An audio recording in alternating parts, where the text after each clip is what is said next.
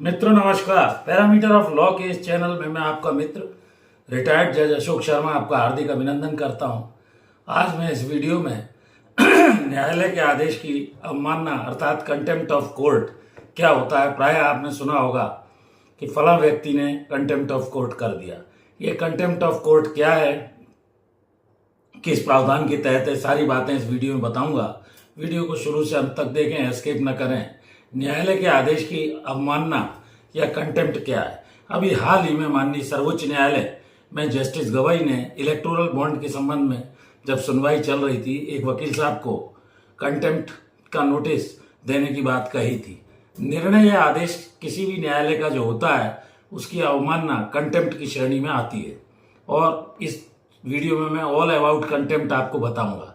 तो जब भी किसी आर्टिकल 215 इंडियन कॉन्स्टिट्यूशन में कंटेम्प्ट ऑफ कोर्ट के संबंध में भारत के संविधान की रचना के समय रखा गया था प्रावधान, 119 में भी ये प्रावधान है, 129 इंडियन कॉन्स्टिट्यूशन एक्ट के तहत।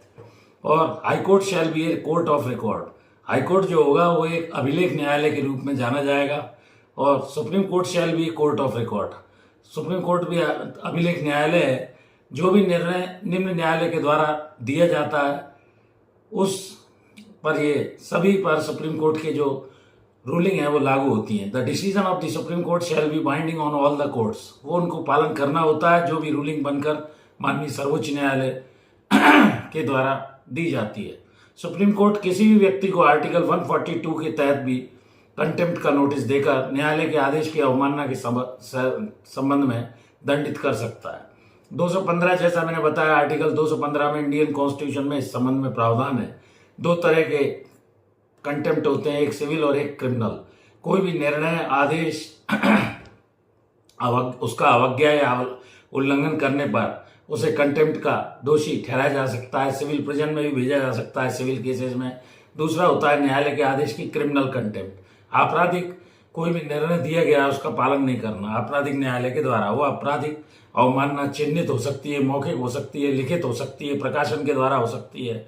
तो जो भी न्यायालय का आदेश आता है उसकी सटीक आलोचना होनी चाहिए और न्यायालय के सटीक रिकॉर्डिंग होकर और उसकी जो भी आलोचना है वो गुणदोष पर की जाए। सुप्रीम कोर्ट हाई कोर्ट को ये पावर दिया गया है under section 10 contempt of court, न्यायालय के आदेश का अवमानना अधिनियम के अंतर्गत भी, कि वह यदि कोई न्यायालय का की अवहेलना या अवमानना करता है आदेश की, तो 6 माह तक के कारावास और 2000 रुपये तक के अर्थदंड से वो दंडित कर सकता है। तो ये प्रावधान सारे इसलिए बनाए गए हैं कि न्यायालय की गरिमा बने रहे, जुडिशरी का शासन है और जुडिशियल रिव्यू समय समय पर हर तरह के प्रावधानों के तहत माननीय सर्वोच्च न्यायालय आर्टिकल 142 के तहत भी बहुत सारे 141, 142 के तहत कार्रवाई करते हैं, आदेश देते हैं। तो इस तरह से न्यायालय की आदेश की कोई भी व्यक्ति अवमानना न करे, उसका पालन करे। जो भी आदेश न्यायालय द्वारा दिया गया है, क्रिमिनल में भी कोई चिन्हित प्रकाशन या लिखित मौखिक किसी तरह की अवमानना न्यायालय के आदेश की ना करे। केवल सटीक टिप्पणी या रिकॉर्डिंग न्यायालय के अवमानना के अंतर्गत नहीं आती है। सटीक विश्लेषण केवल व्यक्ति कर सकता है, ये इसका एक्सेप्शन है। तो न्यायालय की गरिमा बनी रहे इसके लिए कंटेम्प्ट ऑफ कोर्ट एक्ट का प्रावधान 1971 का ये अधिनियम भी है और ये बहुत महत्वपूर्ण जानकारी मैंने आपको दी।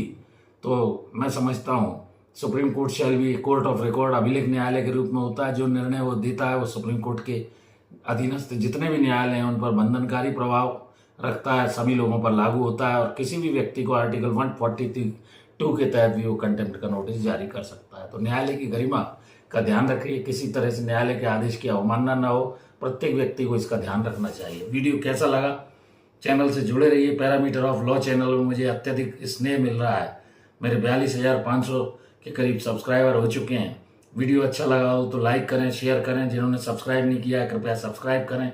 एक और अनुरोध, मेरी धर्मपत्नी श्रीमती अर्चना शर्मा का भी यूट्यूब पर एक चैनल अर्चनाज आरटीएफ के नाम से, कृपया उस चैनल को भी लाइक करें, शेयर करें, वीडियोस देखिए। धन्यवाद। इस वीडियो में यहीं तक, नमस्कार।